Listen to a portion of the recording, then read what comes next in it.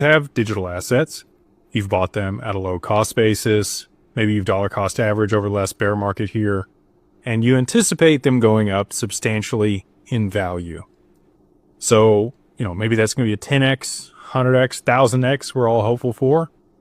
And to be able to mitigate the taxes when you go to take profit, it makes a lot of sense. Let's say, over the bear market here, it could be a breadth of assets. Maybe you've got XRP, maybe you've got some Bitcoin, maybe you've got some Hedera Hashgraph, maybe you've got some Ethereum, maybe you've got Solana, whatever it is. You anticipate it's going to go up in value, and maybe it already has. And so you're starting to see those gains, and now you're looking to take profits at some point. There's a lot of people out there that discourage taking profits, or they say to sell it all. I think that's dependent on your financial position and your long-term goals. And again, you should consult with a wealth manager before making those decisions, and a CPA to be aware of the tax consequences. Let's say, you've got 100,000 of asset X and you've bought it at 50 cents and it goes to $100 a piece.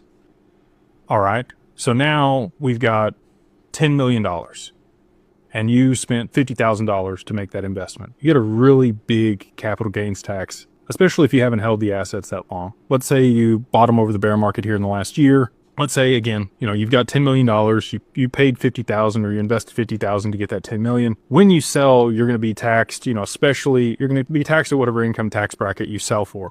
So let's say, you want to sell $500,000 of it or $1 million of it. You're going to be looking at 37.5 and almost, potentially up to 50%, depending on what state you're residing in, that you're going to owe in taxes. But if you have those assets in an LLC, now we have the full breadth of the tax code where we can do some fun stuff to be able to offset some of those tax implications.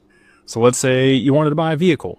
Well, you need to be able to drive and meet with people to discuss investments and go look at properties and the other stuff that you might invest in with the profits off of your digital assets. So you might want to buy, something over 6,000 pounds, which under Section 179 of the tax code, you could write off or fully depreciate. Again, that's something that we're looking to Trump to reinstate this year.